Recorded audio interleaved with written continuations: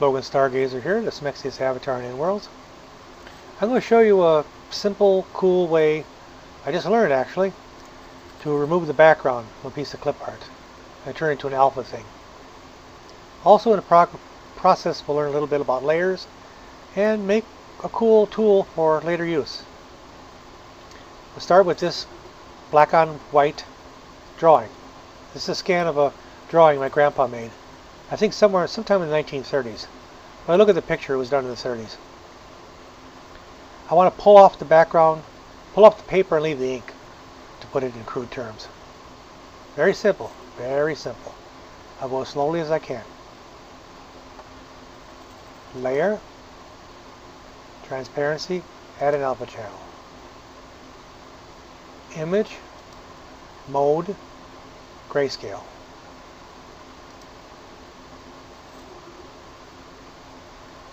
Select by color,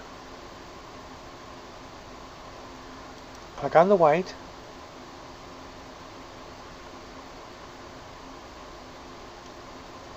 all the white is now selected.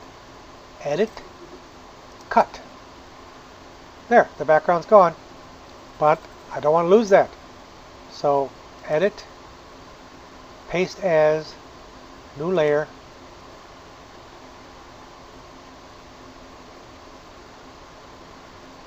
select none. Over here now we have, I'll hide the layers for the moment. We have the ink by itself on a layer and the not ink by itself on a layer. I call it not ink for a purpose. I was going to make a new layer called paper. That works out fine. White is good. Okay. And move the paper layer to the bottom and move the ink layer to the top. Now, layer attributes. We'll call this ink. Layer attributes, I'll call this not ink. Now, for lack of a better word, background. How about background? Yeah. Background. So we have ink on top of background on top of paper. See? Ink on top of the paper. Paper showing ink on top of the paper. Okay. Make all the layers visible. Image mode RGB so we can work with colors. And then save. Save as, we'll call it Grandpa's Girl. We are saving the GIMP project, not the final image. The GIMP environment, the layers, the colors I've chosen, everything just the way it is. Save it as a GIMP project. I'll put it on my work partition for now. There. See it over there? Now why did I go to all that trouble? Well, with the ink, the background, and the paper as separate images, separate layers I mean, I can have a little fun here. We'll make the paper visible. We'll make the ink visible. And then select the paper layer. Just the paper, not the ink, just the paper. Now if I grab my brush, I can, purple, blue is good. So I can scribble like that, and I'm only getting the paper layer. I'm not touching the ink. Undo. Or I could take my paint bucket, foreground fill, fill it up.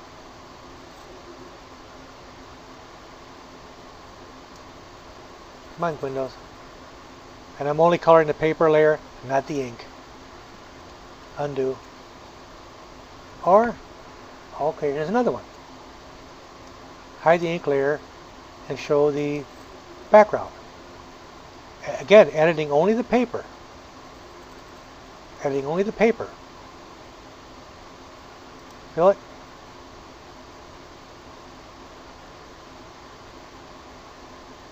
I'm only coloring the paper purple. See? Paper shows through the background layer. I'm glad I saved that background layer. That could be very useful for future projects. For, now I don't know what I'm talking about at this point, for masks and other fancy graphic stuff. I don't know.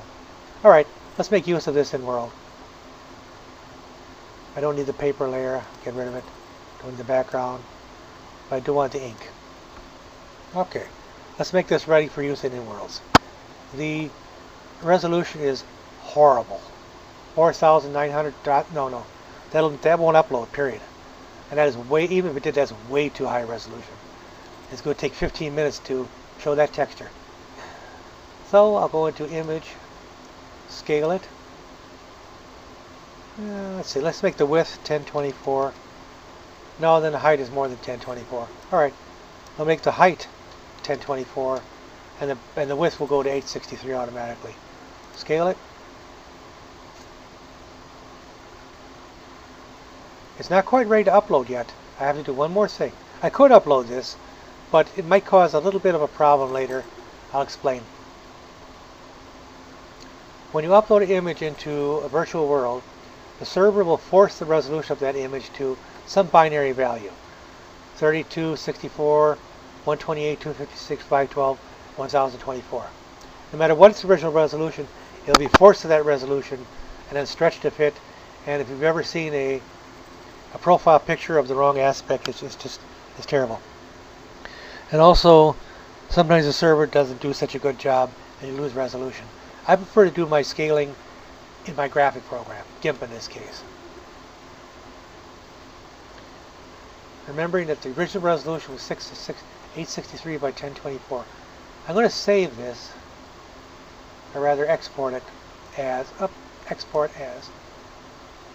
I export this as Grandpa's Girl dash 863. 863 dash 1024 dash original. Export as a ping. I think I have 2 L's in original. I sure do. Oh well, it's just a demo. Version level 0, export it. Okay. Now, as I said, I prefer to do my rescaling, my re-resolutioning, whatever you want to call it, in GIMP because it does a better job than the server. Very simple, very simple, very simple. Image, scale image, like I did before, but this time I'm going to break the aspect chain so the picture doesn't stay the same aspect. And I'm going to force the width to 1024 and leave the height alone. Yes, it's distorted. It's distorted. Don't worry about that for the moment. The image is now physically 1024 by 1024. The server won't touch it at all. But I've renamed it with the original resolution so I know how to fix it in world. I will export that as we'll call it scale.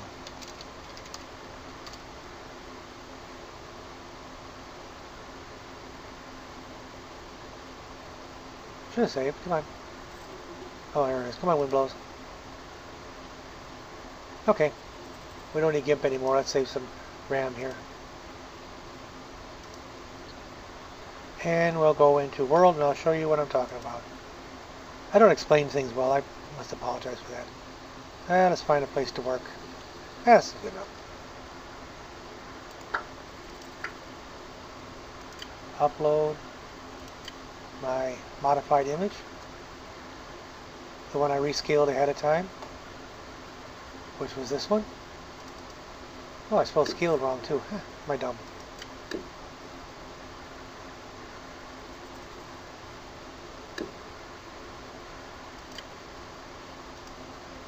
There it is in textures. Okay.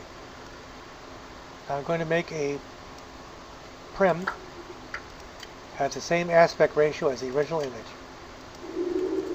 I know this seems complex. It is not.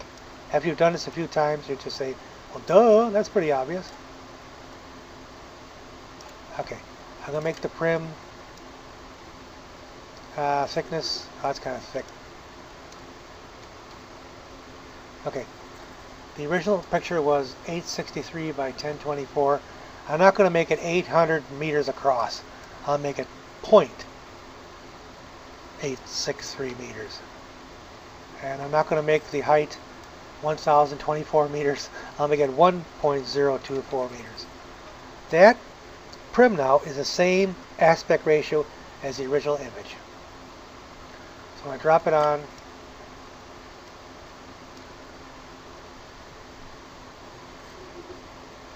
see, it displays properly. The image was not resized by the server. I did it in GIMP. I should say rescaled. That's the right word? Yeah. I rescaled it in GIMP, so I didn't lose any resolution. I renamed it with the original size, so I knew how to set it up in World. Then I made a prim at that aspect. 863 by 1024. Well, I made it 0.863 by 1.024. Drop the image on. There. It really isn't complicated. It seems like, but it's not. Well, there we go. If there's any questions? Oh, actually, let me go one step further. Let me go one step further, as long as I have you as a captive audience. I'll put this against the bricks here.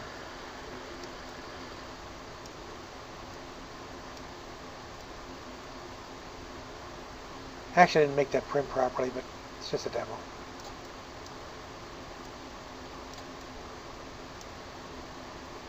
I'm going to upload.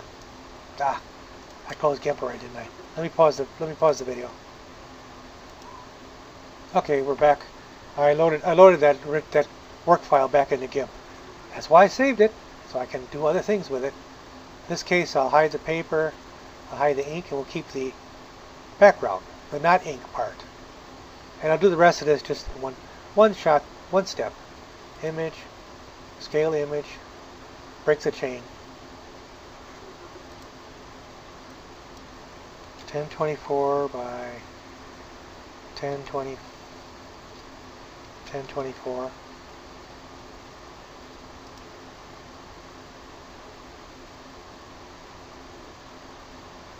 File, export as, background dash 863. 863. I can remember its number, so I put it in the name. I always try to put the resolution in the name of the file, so I don't have to remember it. And this one's been scaled.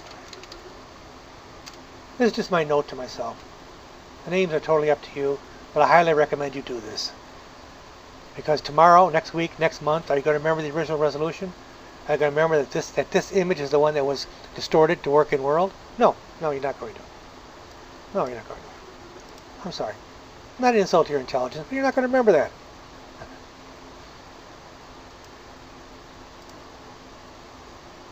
Okay. Back to the World. Upload the other one, image.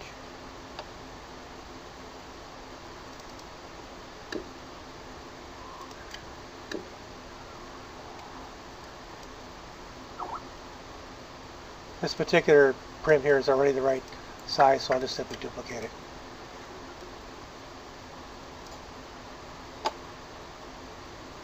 And I'll drop this background image onto the face of it. This one here. The server's doing that crap again.